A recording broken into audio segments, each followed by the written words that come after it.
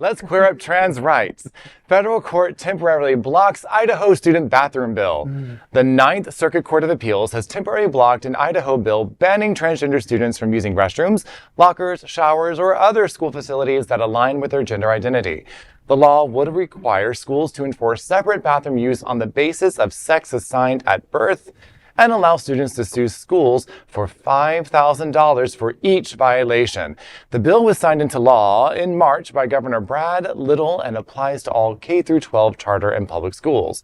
In July, attorneys representing a 7th grade transgender student and Boise High School's Sexuality and Gender Alliance Club filed a lawsuit saying the bill violates students' constitutional rights and discriminates on the basis of sex. In August, a federal court temporarily blocked enforcement of this law, but this month, Idaho's Chief U.S. District Judge David Nye lifted the block, saying that the plaintiffs failed to show their challenge would succeed. The latest decision by the Ninth Circuit Court of Appeals blocks the law from going into effect until it can review the plaintiff's initial motion for an injunction. In a statement released recently, attorneys for the plaintiffs called the ruling a, quote, relief for transgender students across Idaho, end quote.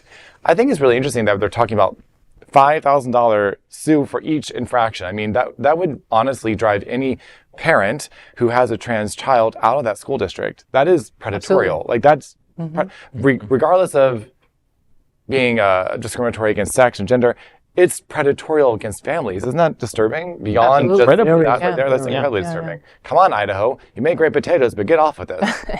I think to take it back into a little more history of the things that I've studied and I've worked for the Human Rights Campaign, Equality Florida. The things I've learned is we are still a wedge issue. Conservatives really don't care about a person, including LGBTQ folks, when they're using us as their playthings, a chess move, and that's extremely dangerous. Not to even mention like the mental health of these children in these schools, having to figure out like what bathroom they need to go into when they're trying to figure out who they are. So I think that's like the most cruelest, worst, like most evil thing that one can do is to play with someone's actual life. Folks are dead. Children are dead because they are trans and queer, and politicians just want to make us into some sort of like movable pond so they can gain power and money. Absolutely. Well, and now with the new speaker, Mike Johnson, being perhaps the most extreme person ever in that position. Things aren't gonna. Do you think things will get better? I don't think things are gonna get better right now. I mean, I was in high school about 10 years ago. Whatever, go on. Anyway, and I remember picking up your niece, or I have nephews, but anyway, they were moving on. So I was being we'll say harassed my junior year as well, and I just stopped using the locker rooms. And I was not trans. I was just uncomfortable being naked around other guys who were threatening me. I can't imagine how much worse it is for a trans child in that situation. It's scary enough. You do not have to understand something to be compassionate. So if you could just extend a little compassion, you'd see that some of these laws could be tweaked a little bit better to make it more effective and support everybody.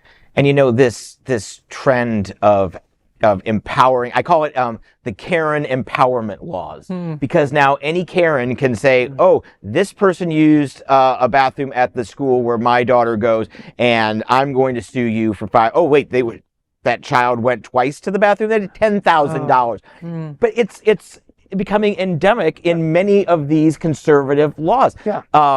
You can sue in Texas, you can sue if someone helps someone leave town and go across state lines to get an abortion. That person who helped the patient can be sued. This is turning into the Big Brother state at its absolute finest. Everybody turns on each other. Everybody's watching each other's backs. This isn't about bringing unity. This is about highlighting discrimination and emphasizing discrimination and profitizing, is that a word? And profiting from discrimination. These are horrible, horrible laws that until we can turn them back, until we can at least say, no, you don't have standing, you don't have the legal right to sue someone over this particular issue. Until we can pull back from that brink, and it is a dangerous cliff we're standing over. Until we can pull back from that, these Karens and their acolytes are going to continue to have way more influence than any of them deserve. You know, initially I thought, I can't believe bathroom bills are still making the news. But then I thought, but wait, it's Idaho. All these years late getting to the hate party and bringing another tired bathroom bill casserole. Enough, Idaho. But it's also about education.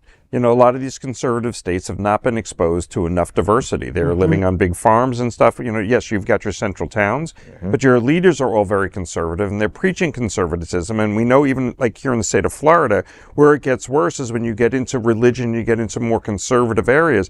And if they're gathering places every Sunday and the rest of the week they're digging up potatoes, you know, what are they learning? And so then that's obviously being taught in the schools and it's trickling down. And how do you get that education? Does it need to happen on a national level where there's a program that's put into place to help, you know, I mean, I don't know how you do, but somehow you've got to educate people to understand that there is no reason to hate a group because you've got nothing better to do. I think we should all ride our bikes into the rural areas and chat with them.